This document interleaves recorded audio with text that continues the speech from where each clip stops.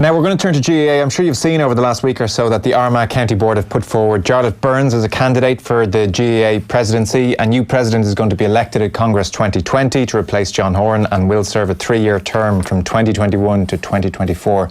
Delighted to say Jarlath is on the line with us now. You're there? I am, Joe, yes. Thanks for joining us. So when did you decide this was something you would like to do for real? Well, I suppose it's something that a lot of people have been speaking to me about over the last 15, 20 years. I was thrust into the spotlight of the GAA administration straight after I finished my county career in 1999 when Sean McCaig made me the first Players Committee chairman, which was a committee he set up really as a file to the GPA at the time. And right away I was into Central Council, into the functions of governance of the GAA. And I suppose I've just stayed at that ever since, as well as working with my own club. But over the last maybe 2 or 3 years, more and more people have said to me, maybe next time is the time that you should go make a bid for it. And I decided that, okay, went to the county, they were very keen for me to do it as well, and I decided to put my name forward this time. Really, the majority of us would see the Director General as the person running the GAA. What is a President's role in your eyes? It seems like more of a ceremonial role than anything. Well, the Director General does have a very important function in the day-to-day running of the association, and I suppose it's the volunteers' job to create strategy for the GAA and to create policy, and it's the job of the Director General to carry out the function of that strategy in the day-to-day run of the association.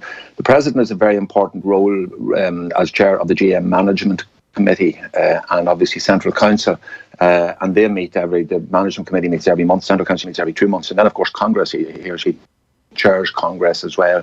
But it is a very important ceremonial role, and essentially it's to give leadership, it's to be the voice of the association. It's maybe if the association is under attack to justify decisions that are made and just to defend the association's interests whenever required. Yeah. And what about changing the association? You can't defend every policy, I'm sure. No, and there are some policies maybe that various people might want changed in the association, and that always goes through a process. And I think the process that the GAA has had for this last number of years is, instead of the President sweeping in with a whole lot of ideas which may not chime with others, or if somebody coming to Congress with a particular idea and just presenting a motion, we have to understand that an awful lot of changes affect other areas of the association. And what the GAA now does, and sometimes we get criticised for it, but it seems to be a good model, and it's used in business as well. We usually form work groups or task forces. They meet for a number of weeks. They look at all the options and then they issue a report. And it is really the report that then ends up as a motion to Congress. Yeah. And you've seen, for example, with the new rules that's the way it was done, and with a whole lot of other changes the GAA has brought in successfully. You look at how each of these changes could impact on other areas of the association before you make a difference. I guess a good example being the Standing Committee on Playing Rules. You were involved with that. That's one of the reasons we have the mark at the moment. That's the model that you like, that you're advocating. That's correct, yes. Instead of a county just bringing a rule change to a Congress, that you actually have a committee that looks at it and is able to do research and have an evidence-based focus for change, rather than just making change on the hoof at each Congress. That's crisis management. That's not strategic management. I saw you did an interview with Declan Bogue in the Irish Examiner, and you made the observation, which a lot of people have made really, that I think we're at a crossroads with the GAA. I think we need to go down the road again of asking all the difficult questions of ourselves. What are we? Who are we? Why do we exist? And how do we see ourselves going in the next 20 years? So they are big questions. If we jump off, because there's a million different strands to that, if we pick off certain areas, so maybe two broad areas. Firstly, the ultra-competitive county scene, and then the GAA's place in the community and the club player. If we jump off with the county scene for a second, you've obviously played and you have a son now playing. Where are we in that regard? Where is the county game? Where do we want it to go over the next 20 years, to use your period of time that you're thinking of in terms of?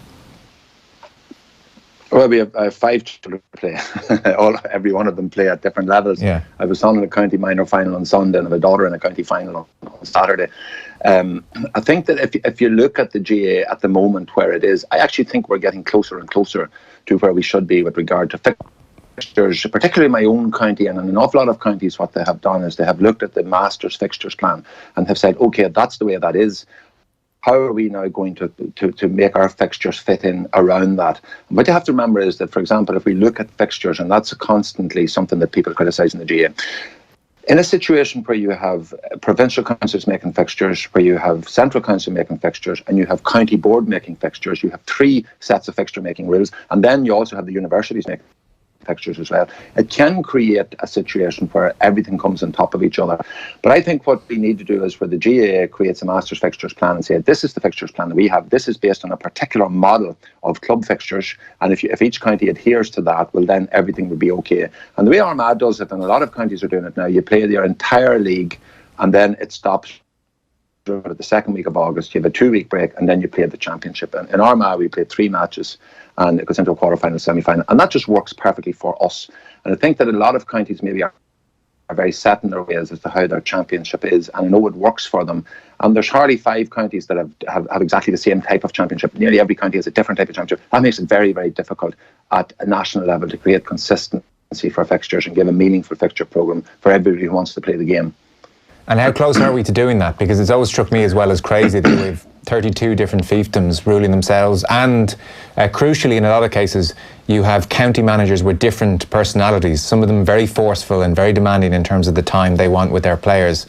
And again, you just feel like this thing needs to be done centrally. Yeah, and there's a lot of people who would agree with that it should be done centrally. I definitely think that there should be somebody in each province with an overview of everything that's happening in the province, particularly with regard to some of the more gifted players. And, you know, if somebody, for example, if you look at it in February, a player could be playing for the university, could be playing at the later stages of the club championship for their club, and could also be playing National League for their county. I mean, that's an intolerable situation. And the problem with that is, Joe, that every time you try and make a change for the good for the club, very often it can impact negatively in other areas. And I'll give you a perfect example of that. 2 years ago, there was a decision made to pull the All-Ireland right back to the last week in August and the second week in September. That has not been a popular move. That was a move that was made to try and give more time for club activity in late August and September.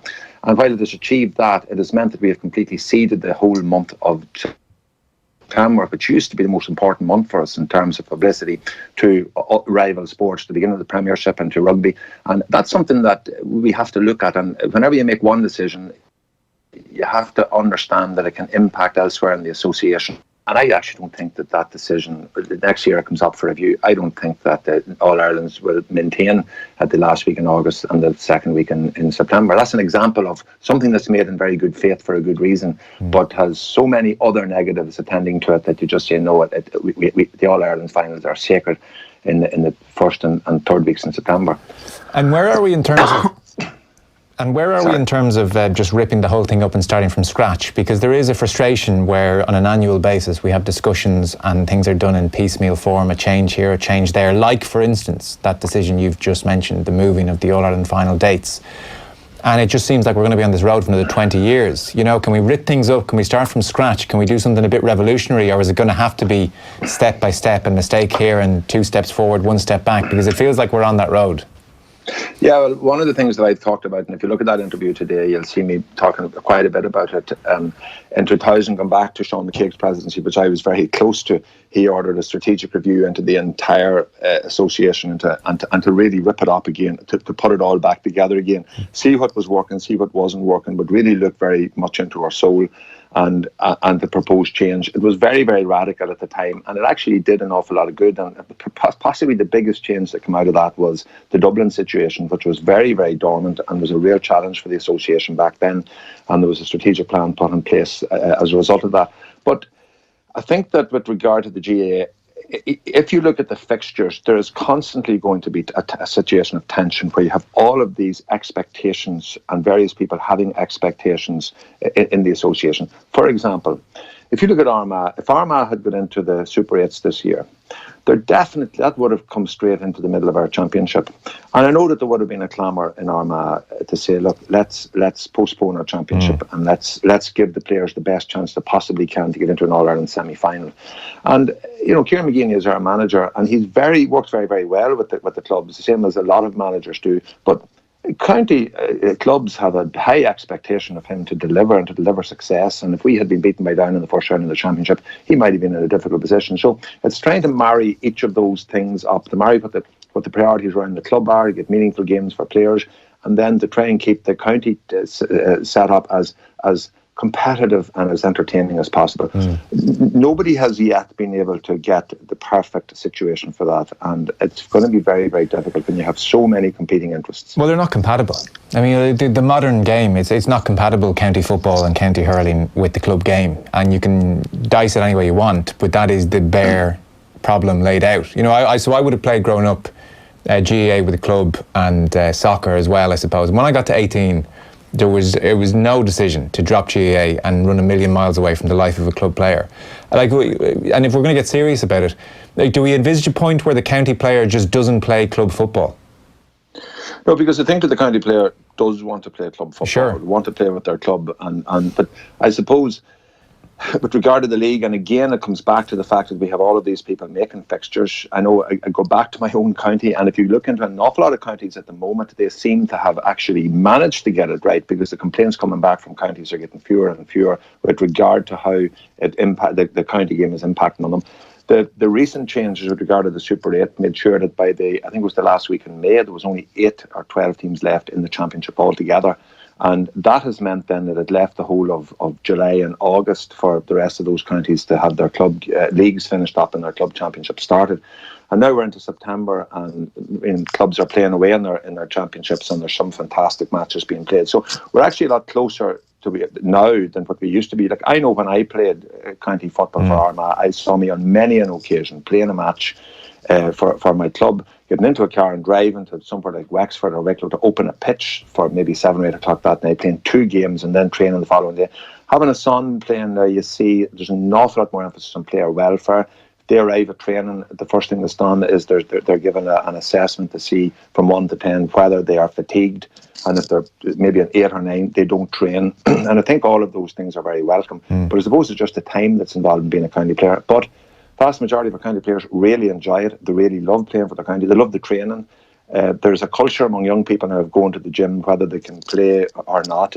That's part of the culture of young people. So I don't think we should look at the whole. We should be more joyful about the county game and about how it impacts so positively on so many players and how much they enjoy it. What about talk of professionalism? Is that something that should be resisted, whatever cost? Absolutely. There is never a situation in the GAA where you could ever, in any way, entertain any talk of pay for play. And in fact, I would try and come at that from a different perspective, because for too much we talk about our amateur status and we cherish it and we say, well, there's no pay for play, therefore everything is great. But there is another massive element to the amateur status. You have to ask yourselves, why does the amateur status exist? And if you go back historically into the amateur status, why the GAA had it, it was so as it could be, the games could be available to everybody who wanted to play them.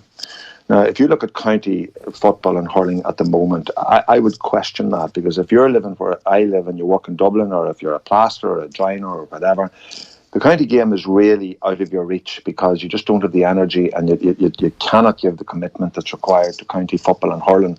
And I think that is something that worries me. And it worries me because in many respects we are helpless about it, because if you look at the All-Ireland final of this year and the incredible skills that were on show, the scoring, the passing, the handling, the going round players, the speed, the speed of Jack McCaffrey is incredible.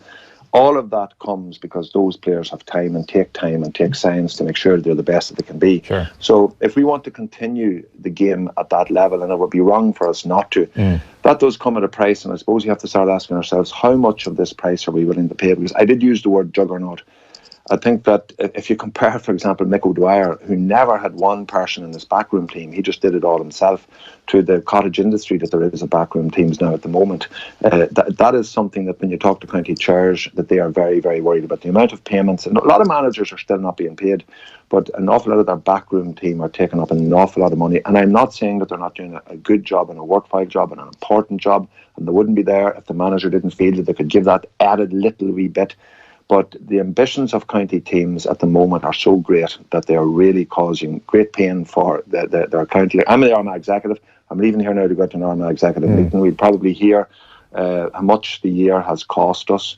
But, you know, that's part of what we're about, and we pay that very willingly. But it's a constant drive for getting sponsors, getting funding, getting finance. We ran a race day this year. And you just wonder at times, how much longer can this go on before maybe we have to step in and try and stop it? Well, how would you step in and stop it? Say it gets to a point where literally you have to be a student or a teacher to play county football or something in that vicinity. And we're probably not far off it now in some respects. And there is the beginnings of a trend of players not working, putting their county football or county hurling first. So you say we might have to step in and stop it. I don't really see how you do.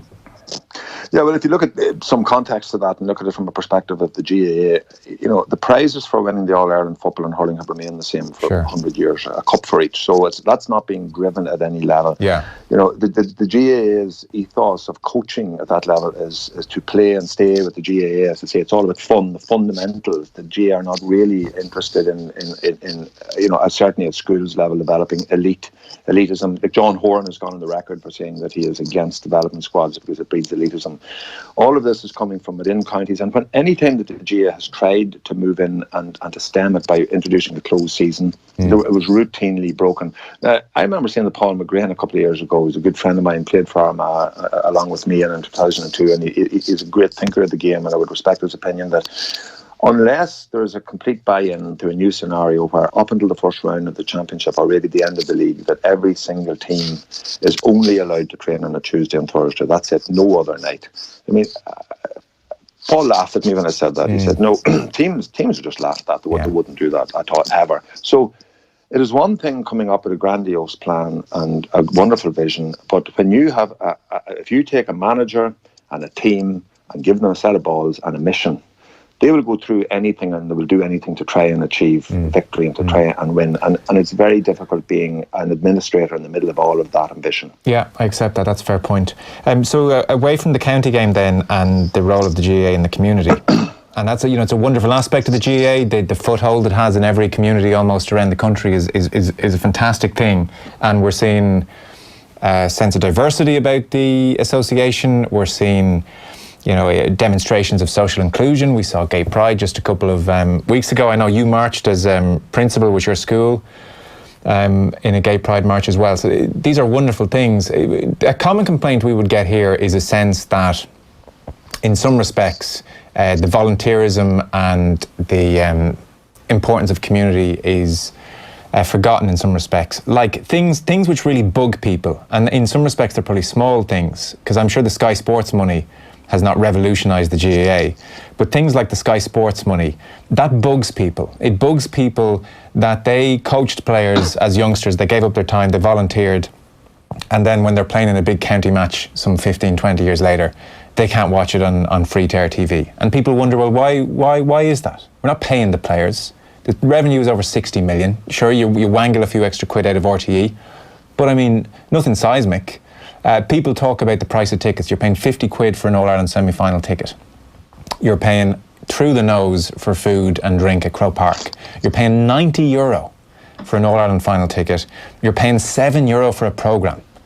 They've upped the price of the programme €2 measly because they could. And you don't even get the team in the programme. You don't even get the team in the programme. They've upped it to €7. And it looks, stuff like that doesn't sit well with people. It's a sign of the association losing its way, because I look at German Bundesliga clubs and they say things like, we will keep ticket prices down because we care about the fans. And I look at the GAA in some respects, Sky Sports deal, ticket prices, and I think it's okay.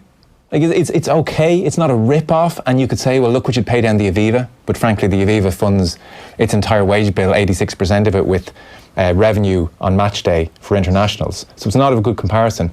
I look at it and I think it's okay, but they're squeezing pretty close to every last penny they can get away with without causing a major fuss. And I think in that broad area we can talk about, brilliant in the community, and it is a great thing. But actually, and I know you're involved, so I know you're in the grassroots involved. I'm sure you've talked to grassroots members. Mm-hmm. A lot of them look at it and they think, like, really, something about this just doesn't feel so good anymore. And I think it's a very valid complaint, and I think that feeling is absolutely out there. And the GAA, ignore it at their peril. Well, That's a very long question. So you'll forgive me if I give you a very long answer. I'm going to try and break it down. I'm going to try and break it down here. Right down to the first thing I'm going to do here is the Sky deal. The more I talk to people, the more I feel that this seems to be almost a tipping point for a lot of people. That why should GAA people have to pay for viewing the GAA, which they love and which they give so much to. Now, there are two parts to this, and the first part is that every year the GAA shows about 150 games live. So I mean, there was four games live last week. One of them was the county final in Armagh, for example, which I'm sure that the crowd of it was greatly affected by it. There was one weekend where I think TG Carter showed something like 16 games live between streaming and online and everywhere else. 16 games. That was over the entire weekend. 14 games are given to Sky. 14 out of about 150 is about 10%. I don't think there's any organisation that gives as much free-to-air as the GAA. However, let's look at the narrative behind this. And the narrative, I think, that the GAA at a particular level has been reluctant to reveal, because you have to have a very strong relationship with your broadcast partners. Unfortunately, one of our broadcast partners allowed a lot of its pundits to come out with a very one-sided narrative about this. Particularly, I think it was one of the games, it might have been Dublin Donegal or some game like that was only on Sky. Whenever the GAA did the broadcasting deal the last time, and they had it all more or less wrapped up, they went to RTE and they said, look, we would prefer if all our games were free to air. See this package here, 14 games. Why don't you buy it at this price? I mean, I'm not going to make any apologies for the GAA trying to get the best price that we can. RTE said, and it was a very cordial conversation, I'm very sorry, but we just don't have the funds to buy that package. So it was either that, Sky take it, or nobody take it. And that, I mean, some of those bigger games might have been shown if RTE had had them, of course. But there is a very simple narrative here that if you look at whenever RTE had sole rights to the GAA, go right back to the 70s and 80s, whenever they used to show the two finals, semi-finals, and the final, 6 games live, that's all we ever got. And the GAA paid for that. So I'm not going to take any lectures from anybody in RTE about the GAA and how we have sold our souls. But sorry, look, sorry to interrupt, and I hate to interrupt. I'm not an RTE pundit. Yeah. I'm not an RTE pundit. I know you're not. Yeah, so I think it's nonsense as well. And actually, when it was first sold in here, it was talked about as well that, you know, the immigrants over in the UK will get a better deal because they have these games on Sky now. And actually, it's cost them far more money. They had a much better deal before the Sky thing happened, where they had their Premier Sports or whatever the name of that channel subscription. We've done pieces on it in the past. They did a far better deal. They paid a certain amount, not much, and they got all the games. And now they have to pay for the GAA Go, and then they have to pay for Sky as well. So they're paying more, and that was one of the big selling points when it first started. So, and like you're saying, we have to get... Hold on, sorry. You don't have to pay for GAA Go and Sky. You can pay a subscription to GAA Go, and you can see every game you want without having to go anywhere near Sky, because the GAA Go will show whatever game is on Sky or RTE. But the point I'm going to make is it was cheaper before the Sky deal. Yeah, but ideally, of course, it would be better if all our games were free to air. That is why the GAA offered the entire package to RTE, and RTE weren't able to take it. Now, I would love to think that there would be more free to air stations, you know, in the bidding room the next time, maybe, than there was the last time. But the GAA doesn't have the international bidding auction that happens with the FAI and with the IRFU. And while I absolutely take on board what you're saying, I think that part of the strategic review would have to look at the entirety of broadcast rights and where we are going in the next round, because online, I mean, Netflix have now got involved in some countries, where we are going with that in the long term. But always remember, the GAA has a responsibility to our members, and because 87% of everything that we earn goes back to our members. We don't have shareholders. Sure. We have stakeholders, and our stakeholders are our members. And last year, there was $2.5 million invested in 424 club redevelopment projects. And for example, alone, €9 million it takes for the GAA to prop up the player injury scheme. €9 million is one All Ireland. We only have 2. That's one All Ireland. So if we don't develop a relationship with corporate Ireland, and if we don't try and get the best broadcasting deal we possibly can, the figures that we see going back into the association are just going to get smaller. Now, that might very well be a price our members are willing to pay to be able to watch those 14 games somewhere else. And if they are, well and good. But the question will be then, how many coaches are we going to make redundant as a result of that? The GAA has hundreds of coaches, and if we have less money coming in, there'll be less money going out then. And it's this constant balancing act between our values and between what's important to us and our desire to try and get the best deal we possibly can for our members, because we're not a profit-making organisation. And I presume, and with the clocks coming against us, that extends to ticket pricing, you're saying as well? Yeah, well, if you address the ticket pricing, I personally think that ticket prices are too expensive. I've said that before. I think the GAA charge very often too much. Now, the All-Ireland is the GAA's big payday. I think it's 60% of all games that the GAA organise at national level are done at a cost, at a loss. Yeah. If you look at, I think it's something like 90% of any GAA games that you go to from underage are free. So you can look at this from a whole variety of ways.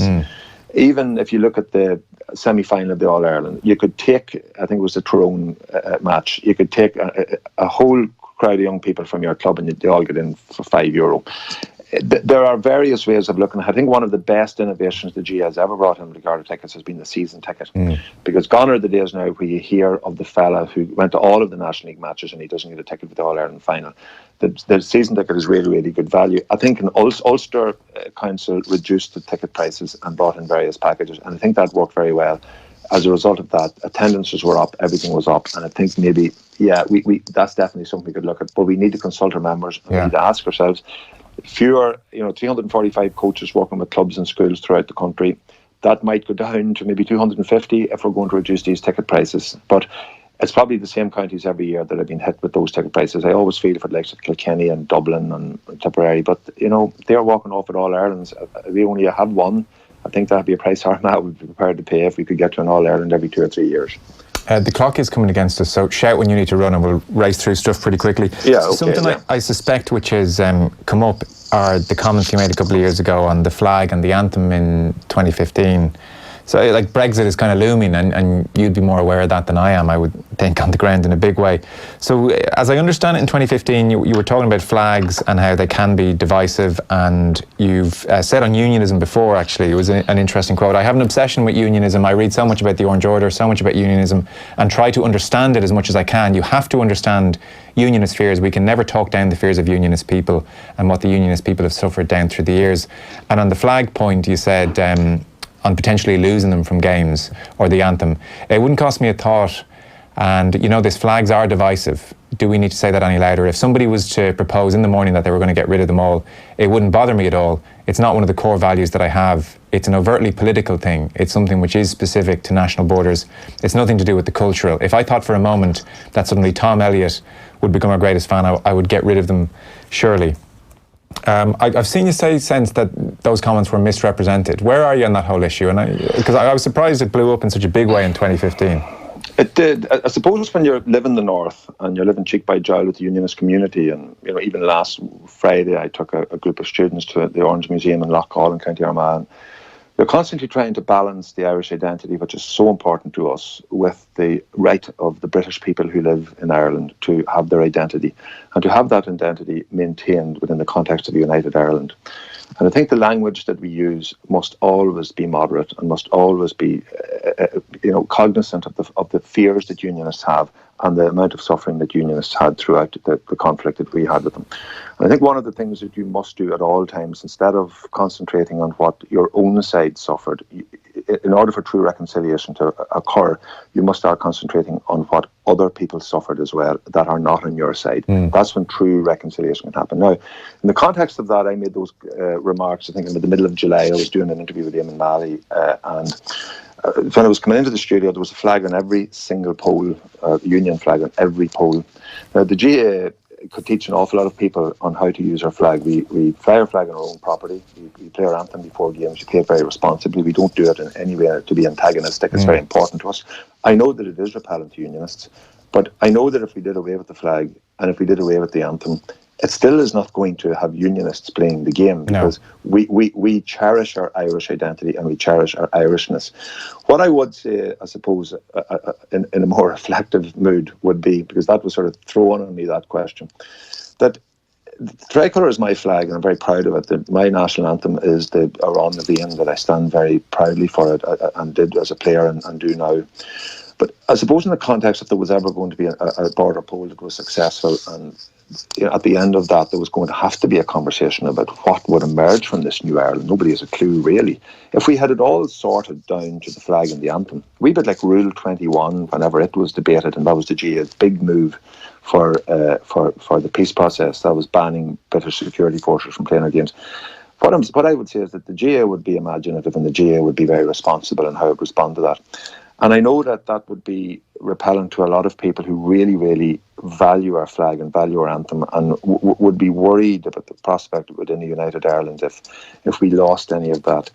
Point number one would be that, number one negotiating position would be that it wouldn't change, that our flag is a flag of peace, that it is representative of both communities. You couldn't draw a better flag that would represent Ireland, the entirety of the island. But it's not something that I am going to obsess over if I become a president of the GAA. There won't be any motion at Congress. There won't be any debate on it. It's something that has followed me around this past few years, with people misquoting me on it. There's the boy who wants to get rid of the flag and anthem. Nothing could be further from the truth. But I'll tell you what is true. If we really, really value ourselves as true Irish people, and if we're really inclusive, and inclusion is one of the 6 values of the GAA, well, then we must be prepared to look at every single aspect of the things which are important to us and which repel unionists. Now, I know when Ireland walked out on Saturday morning or Sunday morning against Scotland, and they had the flag of Ulster and the flag of Ireland, and they played Ireland's call, that is painful for Irish people, for true Irish people, saying, where is our anthem? That is not our anthem. But that is a compromise. And we need to compromise. We need to compromise with our unionist neighbours. And that was the context in which I was saying it. But all of that is theoretical, it's aspirational. Sure.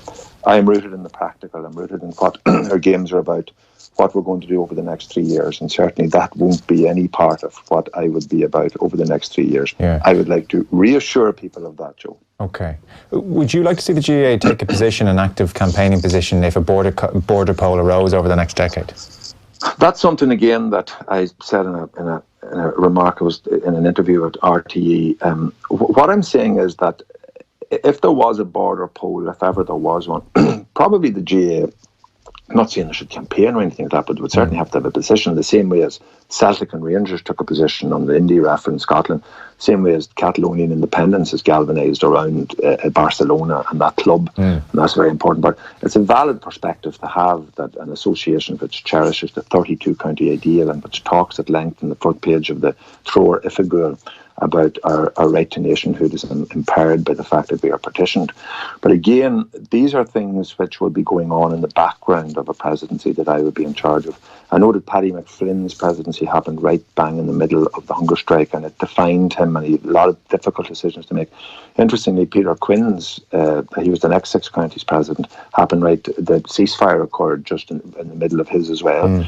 And something like this might occur in the middle of a Jarlath Burns presidency, let's say, and it's something that I would have to have a position on, and I would like to think I could lead the association responsibly and properly through the challenges without being in any way antagonistic or jingoistic or overly nationalistic.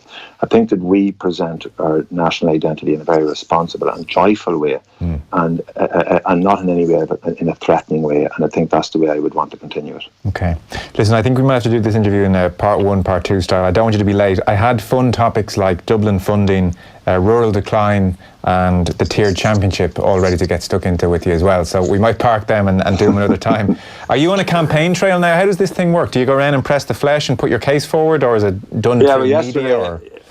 Yes, by the way, a very good interview, Joe. Thank you. Intelligent interview. I don't mind challenging questions as long as they're coming from somebody who knows what they're talking about and has done a bit of research, So I sent an email to all county secretaries yesterday, and I'll be spending the next 2 or 3 months now going around and talking to county executives about the exact conversation I've been having with you. That's the type of things that they're going to be bringing up within each county. So that'll be a very busy few months. Okay, we might try and catch you at some stage in the midst of it all. Thanks a million. Cheers. Not a problem at all. Thank you. Bye-bye. Bye-bye. Jarlath Burns there, who, as you saw, in the last week or so, has put forward his candidacy for GAA President.